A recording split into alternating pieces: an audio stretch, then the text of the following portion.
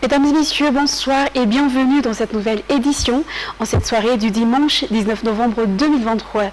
Tout de suite, dans le cadre de la présidentielle, pour commencer, le candidat numéro 3 est toujours en tête selon l'évolution des résultats provisoires de l'élection présidentielle, publiée aujourd'hui vers 7h du matin par la CENI. Le candidat numéro 3 arrive en tête avec 63% des voix, selon toujours les résultats provisoires de la CENI, et le taux de participation est de 42,35%. Reportage. Le candidat numéro 3, Adjradouel, est en tête après la tendance des résultats publiés par la CENI vers 7h du matin aujourd'hui.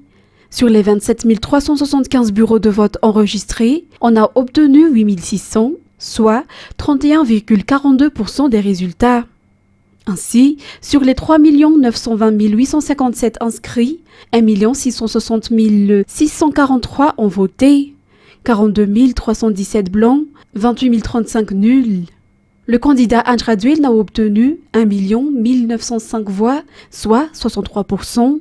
Derrière lui, le candidat cité Nradjiana Soulniek avec 192 663 voix, soit 12,11%, suivi de près par le candidat Mark Ravalman avec 180 523 voix, soit 11,35%. Ensuite, il n'existe aucune loi qui détermine si une élection est légale ou non en fonction du taux de participation, a déclaré Fanaïmanana Tiarey, un juriste, lors d'une émission spéciale sur Viva vendredi dernier.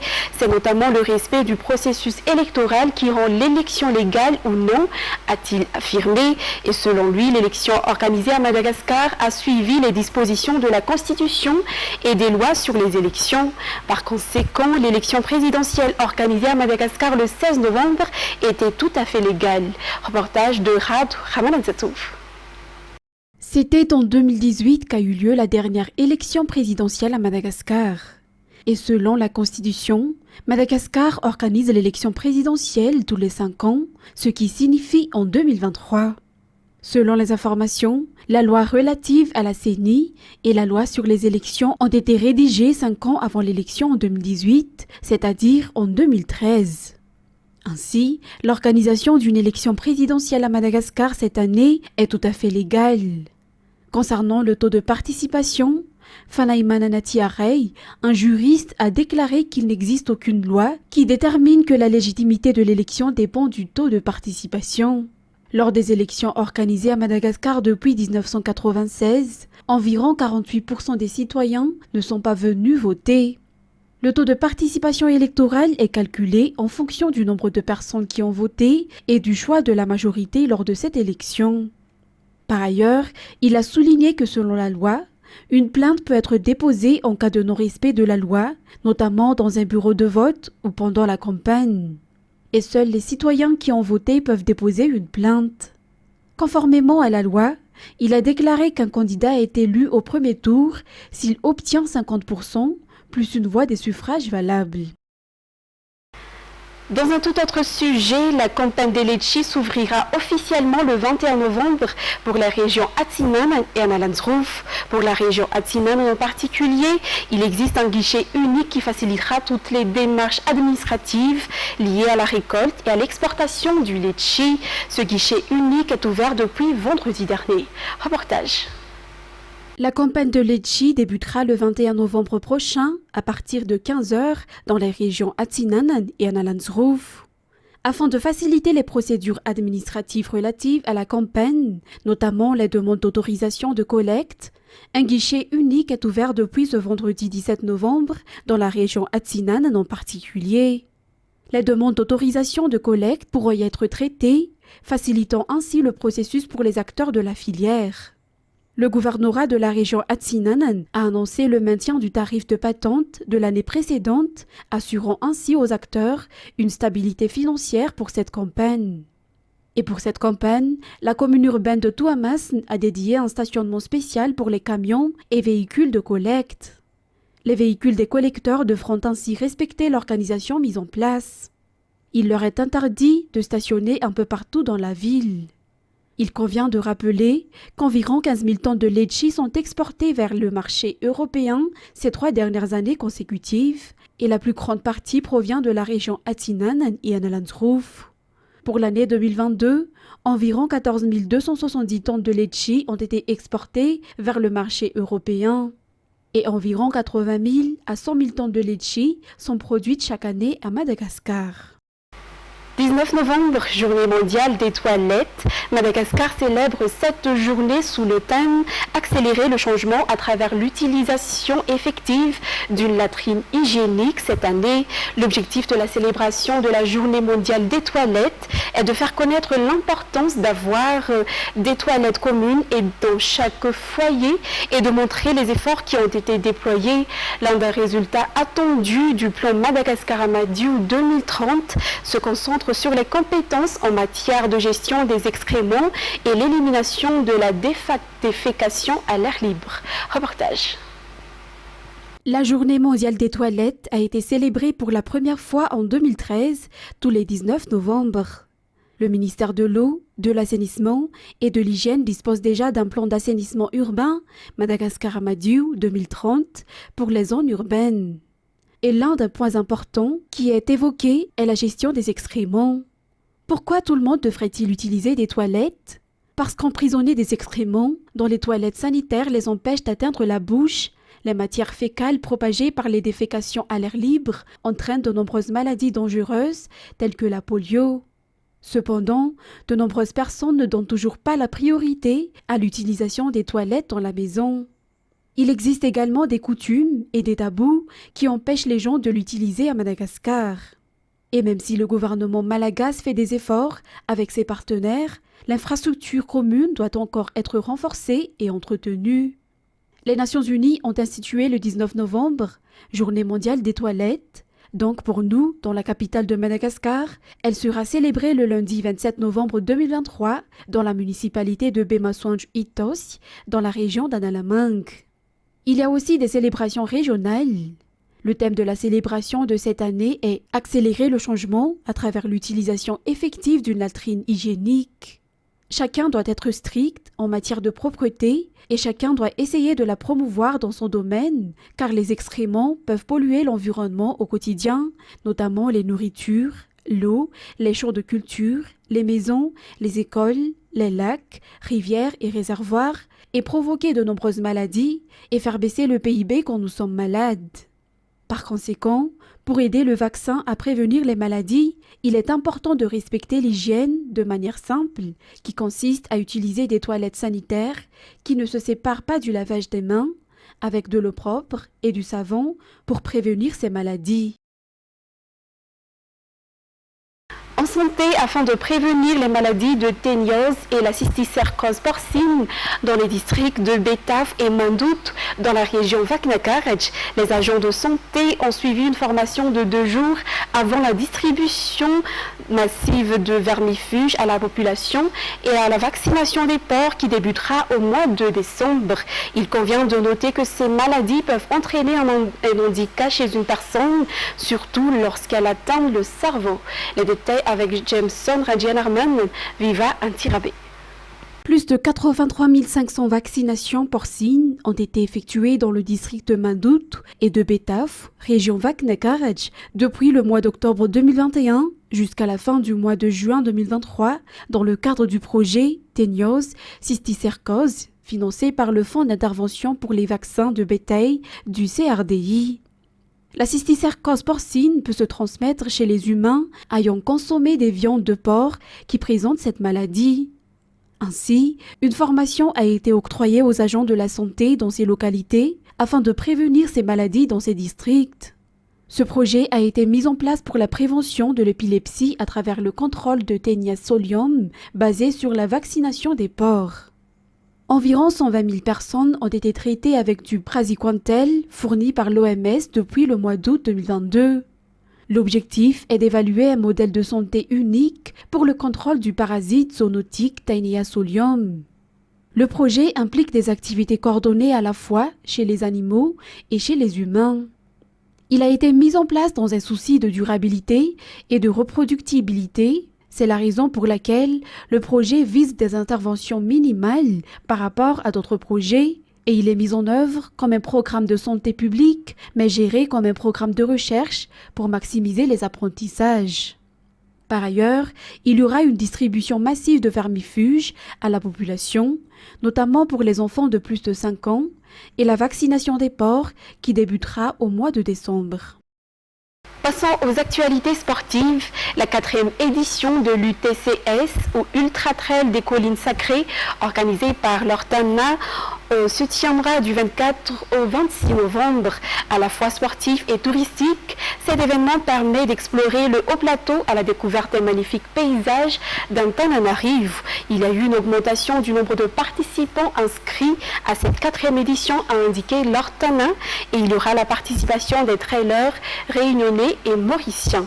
Les détails avec Anzar Hazanavel et Rad Ramanenzatouf. Tout comme lors de la 3e édition, il est espéré que cette 4e édition de l'UTCS, ou Ultra Trek des Collines Sacrées, sera un succès, selon l'Office régional du tourisme d'Antananarivo, Ortana. Il s'agit de 3 jours d'aventure intense à travers un circuit totalisant 122 km, traversant de nombreuses collines historiques d'Analamangue. L'UTCS s'inscrit dans le cadre du projet de diversification et de renforcement des offres touristiques d'Analamangue, tant au niveau national qu'international. Pour cette année, l'Ortana a ambitionné d'augmenter encore le nombre de participants étrangers. Et pour cette 4e édition, des trailers réunionnais et mauriciens participeront à l'UTCS qui se tiendra les 24, 25 et 26 novembre prochains. De plus, le nombre de passionnés de trail qui se sont inscrits et qui ont récupéré leur dossard aujourd'hui a augmenté par rapport à l'édition précédente, passant de 600 lors de la 3e édition à 700 cette année. L'Ortana compte optimiser davantage ce taux de participation pour la 5e édition afin d'atteindre sa vision de promouvoir la destination Analamangue à l'échelle nationale et internationale. En effet, à travers l'UTCS, l'Office se fixe pour objectif de faire d'Analamangue une destination de trail. Ensuite, les barrés de Madagascar peuvent encore rattraper leur défaite lors de cette première journée de la phase de groupe de la qualification Coupe du Monde de 2026 face au Ghana vendredi soir, a déclaré le sélectionneur. Soutenir et encourager les joueurs afin qu'ils puissent être prêts pour le prochain match, c'est ce qu'il faut faire maintenant. En effet, les barrés de Madagascar affronteront le Tchad lors de la 2e journée de la phase de groupe de la qualification pour le Mondial 2026. Une petite erreur quelques secondes avant que le match ne se termine a conduit à la défaite de l'équipe nationale de Madagascar lors de sa rencontre contre le Ghana vendredi soir. Pour l'entraîneur, l'erreur ne sera imputée à personne, mais il en assumera l'entière responsabilité, car c'est ça le football. Et suite à cette défaite sur le score de 1-0, amer en toute fin de match, il est important d'aider les joueurs à relever la tête, les encourager, d'autant plus qu'ils ont encore un match face au Tchad ce lundi, indique le coach Roro. De plus, les barrés de Madagascar peuvent encore se rattraper avec un peu plus de concentration et quelques améliorations sur les détails techniques, poursuit le coach. Lundi, le Barria affronteront le Sao de Tchad pour le compte de la 2e journée des qualifications au Mondial 2026 au Maroc à 22h heure locale. Place maintenant aux actualités internationales. Les Argentins élisent dimanche leur prochain président lors d'un scrutin hautement indécis entre Sergio Massa, le ministre d'une économie en proie à une profonde crise, et Javier Milei, un candidat ultra-libéral et anti-système. Reportage sur les images de France 24. Après des mois d'une campagne particulièrement tendue, plus de 35 millions d'électeurs argentins vont devoir aujourd'hui décider de qui sera leur prochain président pour les 4 ans à venir. Ces élections interviennent dans un contexte économique très difficile. Ici, l'inflation est hors de contrôle, elle atteint 140% à l'année. La monnaie, le peso, a perdu 2/3 de sa valeur depuis janvier. Et puis surtout, 40% de la population vit aujourd'hui sous le seuil de pauvreté. Alors, cette crise qui a annihilé le pouvoir d'achat des Argentins, qui semble n'avoir pas de fin, explique en tout cas en grande partie l'émergence du candidat d'extrême droite Javier Milei. cet économiste qui se définit comme anarcho-capitaliste, promet des réformes drastiques. Il souhaite décapiter l'État argentin, il souhaite privatiser tout ce qui peut l'être, et puis aussi libéraliser jusqu'à la vente d'armes et la vente d'organes. Ces dernières semaines, afin de séduire un électorat plus centriste, il a tenté de modérer son discours, de modérer son style aussi. Il a laissé de côté la tronçonneuse qu'il brandissait jusqu'à il y a encore très peu dans chacun de ses meetings. Mais il continue de faire peur à une grande partie de l'électorat argentin, notamment à cause des liens troubles qui unissent sa candidate à la vice-présidence avec les anciens tortionnaires de la dictature militaire ici. Alors face à lui, face à Javier Milei, il y a Sergio Massa, qui est l'actuel ministre de l'économie et qui a tout fait pour s'ériger comme le rempart contre l'extrême droite. Mais certains Argentins lui reprochent d'être opportuniste, ils lui reprochent d'être prête à tout pour arriver au pouvoir et puis surtout, ils lui reprochent la crise économique en tant que ministre aux manettes de l'économie depuis maintenant 18 mois. Alors l'expression de devoir choisir entre la peste et le choléra revient souvent dans les conversations ici. Il y a encore beaucoup d'indécis et la plupart des sondages annoncent que le scrutin sera très serré.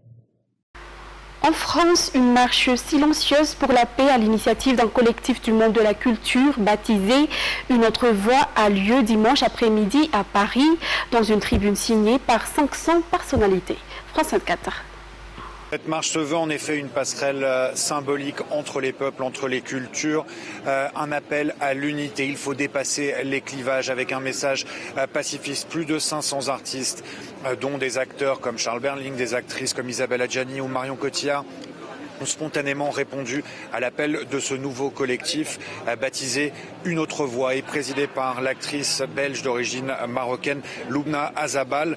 Dans une tribune à l'origine un petit peu de ce mouvement, elle déplore une guerre fratricide entre Israéliens et Palestiniens, choqués tous, déchirés par l'horreur et la souffrance depuis le 7 octobre 2023 et bien avant, bien sûr. Aujourd'hui, les rues sont divisées, dit-elle, et il faut justement combattre cela. Alors cette marche sera silencieuse, il n'y aura pas de slogan, elle est apolitique et les participants ont simplement été invités à venir avec des drapeaux blancs ou des mouchoirs blancs. Cette marche départ Institut du monde arabe, elle traversera le cœur de la capitale française, passera notamment devant le musée de l'art juif et c'est bien sûr tout un symbole. Partie de Tel Aviv mardi, la marche des proches d'otages retenus à Gaza est arrivée samedi à Jérusalem.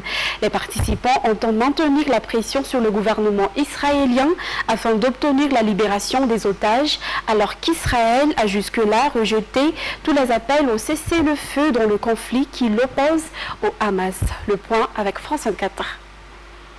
Beaucoup d'émotions lors de l'arrivée de cette marche à Jérusalem. On a vu un lâcher de ballons jaunes qui représentait les 240 otages toujours aux mains du Hamas et ces milliers de drapeaux israéliens et de photos des otages brandis. Une marche assez silencieuse en fait. Les seuls slogans qu'on a pu entendre, c'est maintenant, maintenant, pour dire qu'il fallait qu'ils soient libérés immédiatement. Et puis aussi tous pour dire qu'il fallait qu'ils soient tous libérés avec en ligne de mire évidemment le bureau du Premier ministre Benyamin Netanyahou qui se trouve juste derrière moi. J'ai pu parler avec quelques personnes ici et notamment le frère d'une des otages qui me disait que c'était très important de se réunir ici même devant le bureau du Premier ministre parce qu'il n'avait pas l'impression que c'était la première priorité de Benyamin Netanyahou de libérer les otages, qu'il menait davantage sa campagne militaire et qu'il ne croyait pas que c'était comme cela qu'on allait réussir à épargner la vie des otages. J'ai pu également m'entretenir avec Michel Kishka qui est dessinateur de presse et qui tenait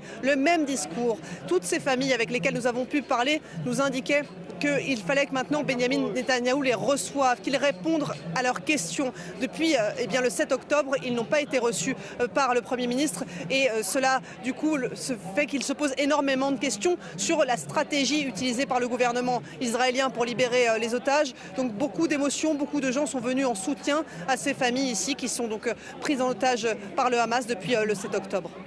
Chers téléspectateurs, c'est la fin de cette édition. Nous vous remercions de l'avoir suivi jusqu'à son terme. Au revoir.